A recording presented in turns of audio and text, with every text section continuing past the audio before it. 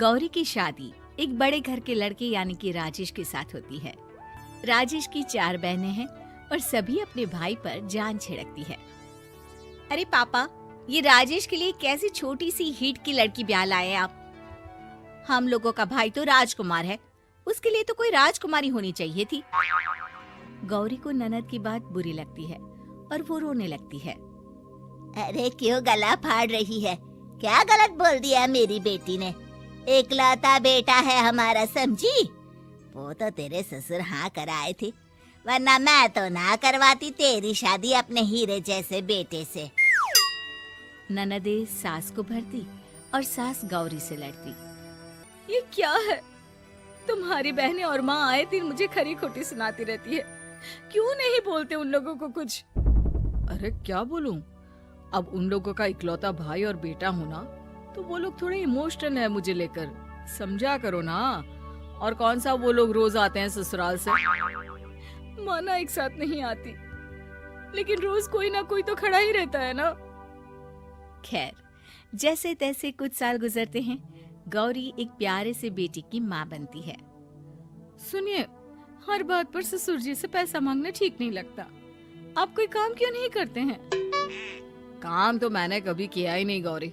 पापा के पास इतना पैसा है कि मुझे जरूरत ही नहीं पड़ी। लेकिन कहते हैं ना, हर दिन एक सा नहीं होता। गौरी के ससुर की मृत्यु हो जाती है और घर में गरीबी छा जाती है। गौरी ननद को फोन करती है। दीदी, अब जीजा जी को बोलकर इन्हें कहीं नौकरी दिलवा दो ना। घर चलाना मुश्किल हो रहा है। माँ जी की भी तबीयत खराब रहती है। दवाई का खर्चा और मुन्ने की पढ़ाई का खर्चा काफी है। कुछ मदद मिल जाएगी दीदी। देखो गौरी, तुम तो जानती हो मेरे खुद के 3 बच्चे हैं, तो ये मत सोचना कि बात घुमा कर बोलोगी तो मैं कुछ मदद कर दूंगी। अब पति तुम्हारा है, सास तुम्हारी है, तो करना तो तुमको ही है ना। हम भी तो निभा रहे हैं। खैर, बोल दूंगी इनको। गौरी समझ जाती है। वो दूसरी ननद को फोन करती है, लेकिन वहाँ से भी उसे कुछ ऐसा ही जवाब मिलता है। अरे भाभी, हमारा भाई कैसे काम करेगा? वो तो राजकुमार है। बस आप जरा माँ का ख्याल रखो, उन्हें कोई तकलीफ मत होने देना। बाकी करते हैं बात आराम से। गौरी के सामने संकट आ जाता है कि वो कैसे अपना परिवार चलाए। ना पति काम करना चाहता है और ना ननदे मदद। फिर एक रोज गौरी की सहेली कहती है, गौरी, मैं ना एक फैक्ट्री में काम करती हूँ, तुम्हारी परेशानी समझ सकती हूँ। क्यों नहीं तुम भी मेरे साथ वहाँ काम करती? अरे लेकिन मुन्ना तो छोटा है ना। तो क्या हुआ, तेरी सास और पति तो घर पर ही हैं, वो लोग संभाल लेंगे। तू चल मेरे साथ।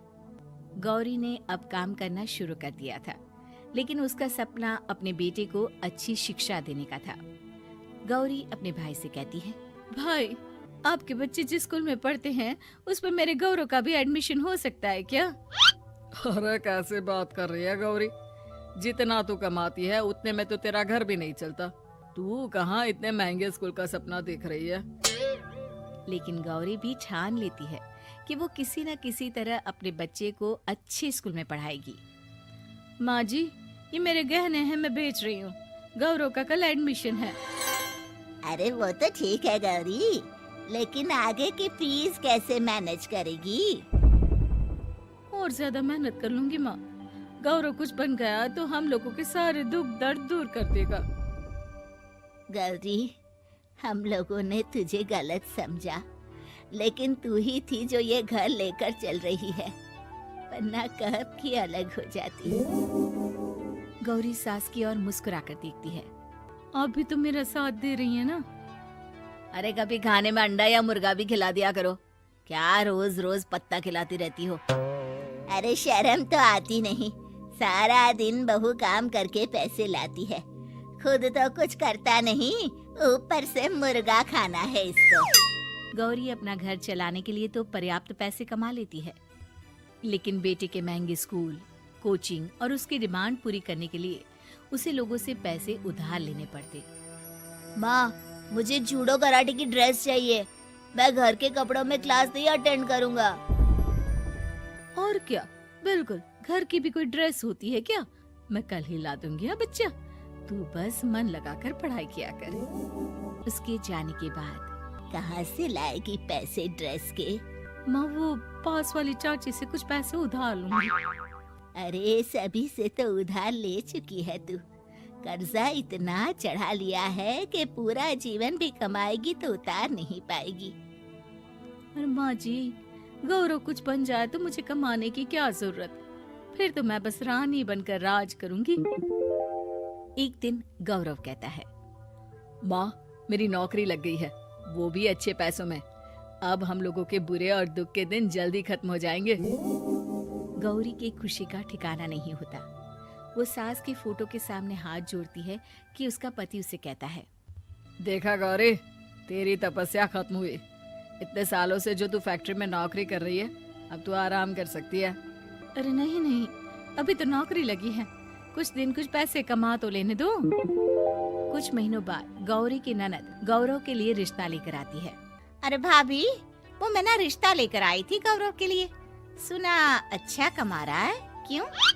देखा मेरी बहन कितनी अच्छी है, कितना सोचती है हम लोगों के लिए। गौरी कुछ नहीं कहती, लेकिन उसका मन नहीं होता है कि वो बेटी की शादी इतनी जल्दी कर दे। हाँ वो तो ठीक है, लेकिन अभी कुछ कर्जा है जिसे उतारना है। तो क्या हो गया, शादी के बाद भी उतार लेगा। कम से कम एक लड़की आ जाएगी तो आराम रहेगा। गौरी लोगों के प्रेशर में आकर बेटे की शादी कर देती है और शादी के बाद एक दिन जब अपनी फैक्ट्री में जाती है, मैनेजर साहब, कैसे इस फैक्ट्री में 22 साल काम कर लिया पता ही नहीं चला। अब तो बेटा सेटल हो चुका है, नौकरी की जरूरत नहीं है। लेकिन आप सभी का शुक्रिया। गौरी बहन, बहुत मेहनत की तुमने जीवन में, अब भगवान कोई मुश्किल ना दे। गौरी घर आती है, लेकिन दरवाजे के बाहर से ही उसे बहू और बेटे की आवाज सुनाई देती है। क्या है, तुम्हारी माँ ने तो सोचा भी नहीं कि जो कर्जा वो ले रही है खुद की अय्याशी के लिए, वो हम लोग क्यों भरे? उनका कर्जा है वो देखे। हाँ लेकिन क्या करूँ, माँ को छोड़कर रह भी तो नहीं सकता ना। अरे रह नहीं सकते तो क्या करोगे? पूरी जिंदगी उनका कर्जा चुकाते रहोगे? कल को हमारी भी फैमिली बढ़ेगी, कैसे मैनेज करेंगे? मैं नहीं जानती, साफ साफ बोल दो पैसे नहीं है फालतू के। जिसका कर्जा है वही निपटाए। गौरी बेटे बहू की बात सुनकर स्तब्ध रह जाती है और अंदर न आकर वहाँ से सीधे फैक्ट्री जाती है। मैनेजर साहब, मैं सोच रही थी कि इतनी जल्दी नौकरी नहीं छोड़नी चाहिए, जब तक हिम्मत है तो कर लेते हैं। वो मेरा इस्तीफा ना वापस कर दीजिए। ये बोलकर गौरी की आंख लाल हो जाती है। मैनेजर समझ जाता है कि गौरी की उम्मीद टूट चुकी है। वो उसके हाथ में इस्तीफा रखकर कहता है, कर्जा माँ का है तो माँ ही चुकाएगी। माँ का कर्जा आज तक क्या कोई